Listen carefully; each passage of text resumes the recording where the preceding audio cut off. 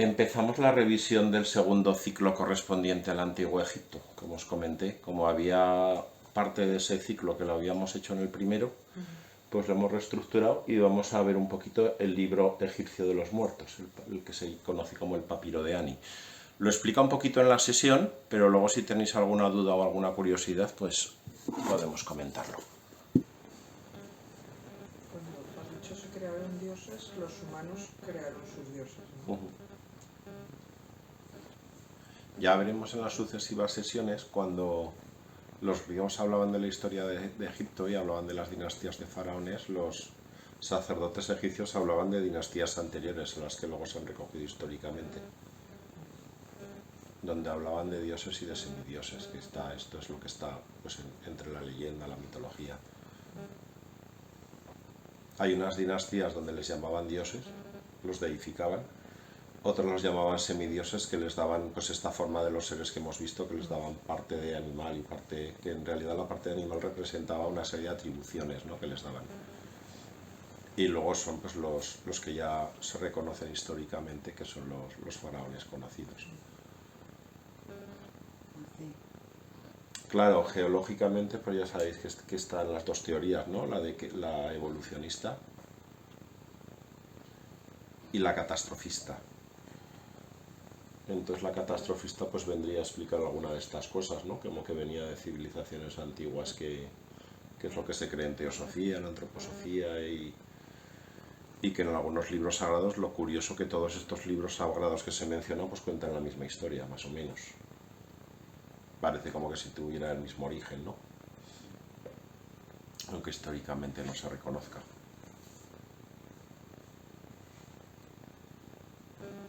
Simplemente cuando se descubren cosas, como simplemente se dice que no tiene una explicación, ¿no? Como cómo se construyó el Machu Picchu o cómo se construyó la pirámide. Las pirámides, sobre todo la pirámide más grande, que tiene la base exactamente con la misma medida que la de Teotihuacán de México, lo curioso es la perfección, ¿no?, de su posicionamiento. Que como en bloques tan grandes, tan enormes, de toneladas y toneladas y toneladas, están colocados de una forma tan perfecta.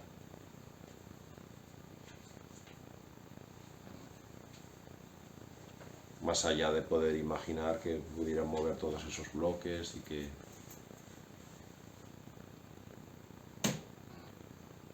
Hay un geólogo que tiene una teoría que son más antiguas de la que se nos dice por la erosión, ¿no? Que la erosión, él dice que no proviene del aire, sino que proviene del agua. Y sí que hay un tiempo donde toda esa zona era un vergel y tenía mucha agua, pero nos remontaríamos a una época anterior a la que se nos dice que se erigieron esas pirámides. Los griegos tampoco hablaban de las pirámides como lugares funerarios, sino como lugares donde ellos recibían conocimiento. Tanto Platón como Pitágoras hablan de esto. Si recordáis, cuando vimos la sesión de Pitágoras, no le dejaron entrar en muchos de estos lugares, solo le dejaron entrar en uno. Y fijaos luego todo el conocimiento que transmitió. El que recibió de ella, el que recibió de los persas con Zoroastro, que también tenían la matemática, lo tenían muy avanzada. Claro, lo que no cuadra es, sobre todo cuando vimos lo de los mayas, ¿no?, que hablaban de la época del Neolítico y que apenas conocían la rueda y todas las cosas que habían construido, no hay correspondencia, ¿no?, entre ser unas civilizaciones tan primitivas y que fueran capaces de hacer todo eso. En realidad muchas de estas cosas se miden a través del conocimiento de la escritura, pero es que se transmitían las cosas de otra forma. En lugar de transmitirse de forma escrita, se transmitía de forma oral a través de símbolos que contenían significado. Contenían mucho significado. Entonces era una forma de transmisión simplemente diferente.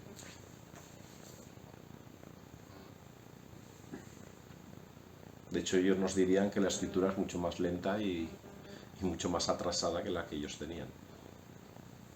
Recordéis, vimos lo mismo en los mayas, en los incas y lo mismo en los egipcios. ¿Y los jeroglíficos? ¿El pueblo lo sabría leer eso? ¿O solo, digamos, Hubo una evolución, como hemos visto también con el libro. Bueno, hoy nos ha llegado como el libro egipcio de los muertos, que es el papiro de Ani, que es el que se ha conservado, que es el que fueron dos personas adineradas, bueno, pero siendo adineradas dedicaron 10 años de su salario a pagarlo. Y era como que ellos pensaban, hablamos ya en los últimos tiempos, que llevándose ese texto pues era como una guía para continuar su vida en el más allá. Y entonces hay una correspondencia con el libro tibetano de la vida y de la muerte, porque en ese texto hay como una guía, ¿no?, que te dice pues los diferentes pasos o los diferentes mundos que vas atravesando en el más allá. Los tibetanos lo vimos en el ciclo de Buda, pues lo explican de una forma, ellos los egipcios lo explicaban de otra, pero es tremendamente pormenorizado. Lo que pasa es que es muy simbólico. En la sesión hemos escuchado algunos de los significados posibles de esas leyendas, o a ver, que no es verdad que tú te mueres y vas allí y te encuentras con una señora que te pesa con una pluma, y simplemente es el significado simbólico que hay detrás de todo esto, ¿no? Lo que significa esa representación. Entonces era un conocimiento que al principio estaba velado y solamente los faraones tenían acceso a ellos, los que llamaban reyes, los que llamaban enviados, después las personas que tenían dinero, y luego ya pues tuvo acceso a todo el mundo. Aquí sucedió lo mismo durante la Edad Media, ¿no?, que se representaba, para que se entendiera la gente que no sabía leer, se representaba a través de imágenes en los claustros de las iglesias y demás, y solamente tenía acceso al conocimiento pues la gente adinerada o la gente que en ellos entendían que podían ser capaces de entenderlo. En realidad detrás de todo eso pues estaba pues el control, el dominio de los demás, cuanto más información tengo y más me la guardo, pues más puedo tener poder sobre los otros. Incluso tiempos donde esos conocimientos estaban prohibidos. Y el ojo de Horus es como la verdad que ha visto todo y... Sí, el ojo de Horus en realidad representa como el ojo interior, ¿no? El ojo que te permite ver con claridad quién eres, o que te desvela tus propios secretos. Entonces en realidad es un ojo interior, que luego nos lo transforman hay sociedades secretas que lo han transformado como un ojo que te vigila, ¿no?, como el vigilante, como el gran hermano, pero en realidad es una tergiversación, no es un ojo exterior, es un ojo interior, que ellos representan también, si recordáis, cuando se hablaba del casco y se hablaba del pequeño dragoncito, representa como la glándula pineal, ¿no?, que es lo que los antiguos decían, a través de lo cual una segregación de hormonas que en su utilización al 100% de toda la capacidad cerebral pues te lleva a tener estados alterados de conciencia que te puede llevar a ver visiones, lo que llaman clarividencia, clariaudiencia, o todo este tipo de cosas. Entonces es como el ojo interior, como el ojo a través del cual tú puedes verlo todo y puedes comprender los secretos del universo.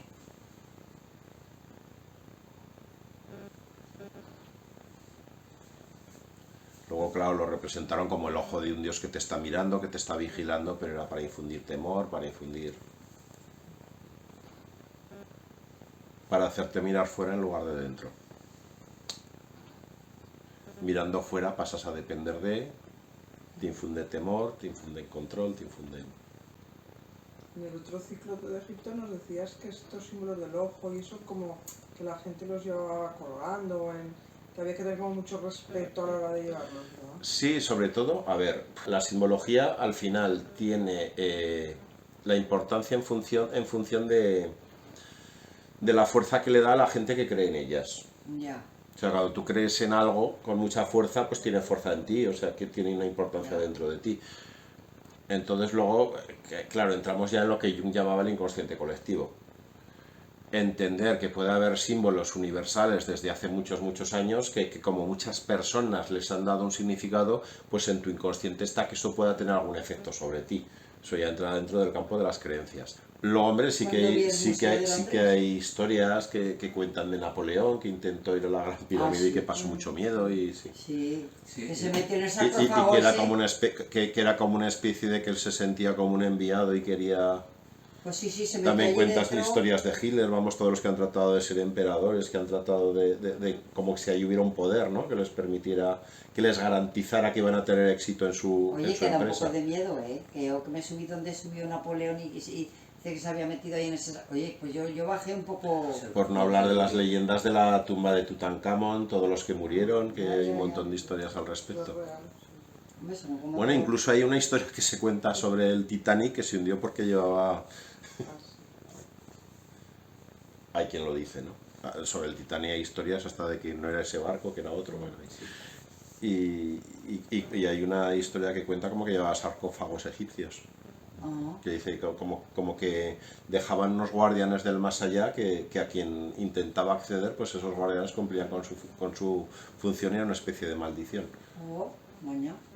Luego se ha dado también una explicación, pues como que había una sustancia que respiraron que era nociva y Ya. a los que abrieron a los que encontró la tumba de Tutankamón. Vamos, se siguen encontrando, porque está prácticamente sepultado bajo las arenas. De hecho, cuando vimos la sesión, que la veremos la última sesión del laberinto, esto está enterrado debajo de las arenas.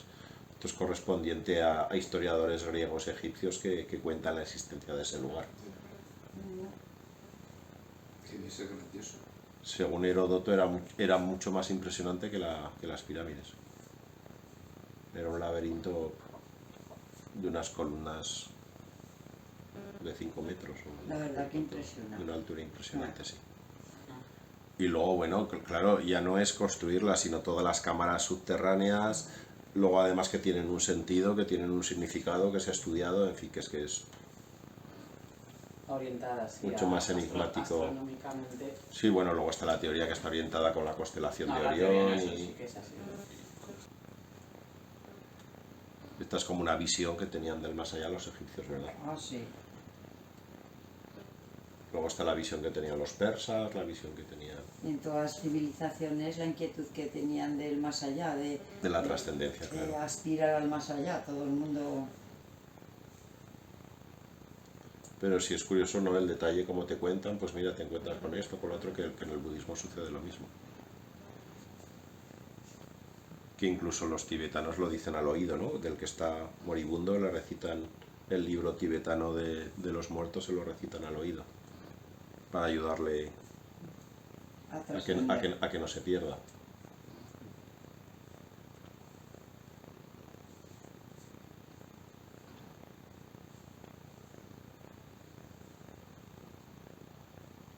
Hombre, claro, lo que es nuestra cultura desde luego proviene de aquí, porque de Egipto pasó a los griegos, de los griegos pasó a los romanos, de los romanos pasó a nosotros. Así que hay una parte, ¿no? Son imperios que tuvieron sus momentos, ¿no? Sus momentos de esplendor.